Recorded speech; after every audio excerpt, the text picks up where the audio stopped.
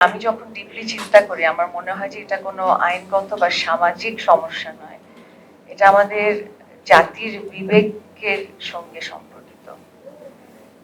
এই জিনিসটা যে আমরা প্রিভেনশনের কথা বলছি, অবশ্যই আমরা বলি যে ল থাকতে হবে, পলিসি থাকতে হবে, এনফোর্সমেন্ট থাকতে হবে। প্রিভেনশনটা হচ্ছে মোস্ট ইম্পর্টেন্ট।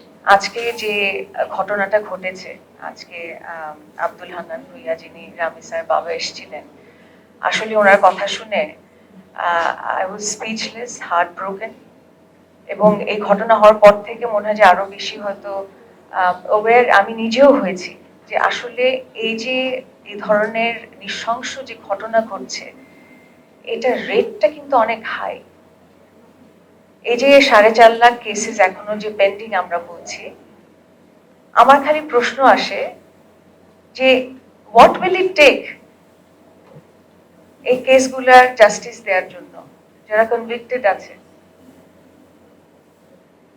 যারা এখানে আসলে নির্যাতিত হয়েছে, what will it take, what is the answer to that?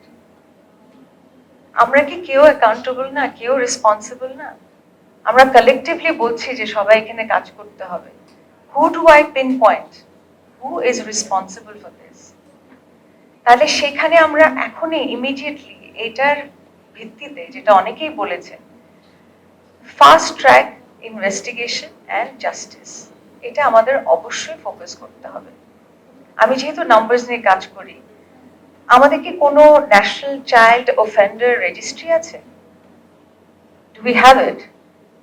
If not, let's make one, যেটা অলরেডি আমি জানি যে কারা এই ধরনের অফেন্স করেছে, এবং সেটা পাবলিকলি আমরা জানাবো, ছবি দিয়ে, তার ডিটেল দিয়ে, যে কেউ citizen will get access to that.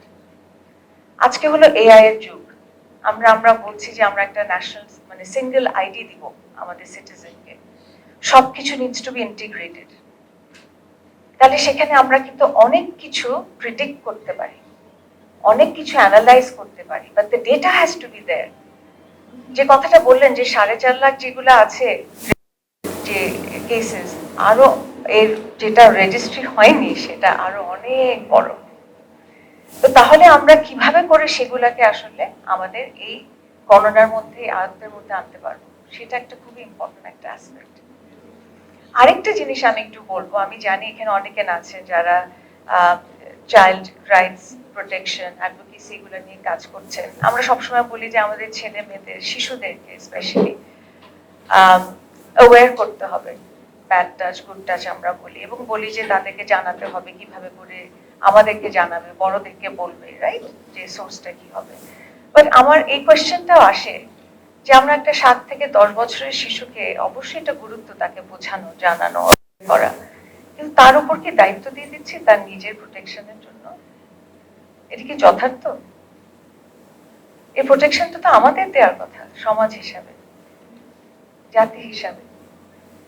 তো এটা কিন্তু একটা ক্রিমিনাল ইস্যু না, এটা একটা ফ্যামিলি থেকে হচ্ছে, এডুকেশন সিস্টেম থেকে হচ্ছে, ইনস্টিটিউশনাল যে গ্যাপ আছে সেখান থেকে হচ্ছে, এবং আমি যেটা মনে করি যে ন্যাশনাল ক্যারেক্টারের দিক থেকে হচ্ছে। আমরা কিন্তু যখন একটা ল এনফোর্স করি তখন হয়তো বিহেভিয়ারটাকে কোনোভাবে আমরা হয়তো চেঞ্জ করতে পারি। আজকে যদি শুরু না করি তাহলে আপনারা বুঝতে পারেন যে এই যে রেট, যে কেসেসগুলো হচ্ছে, কতটা এটা আসলে আরো বাড়তে পারে।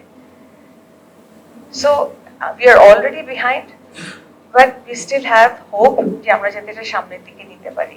খবরের কাগজ, নিখাত, নির্ভীক, নিরপেক্ষ।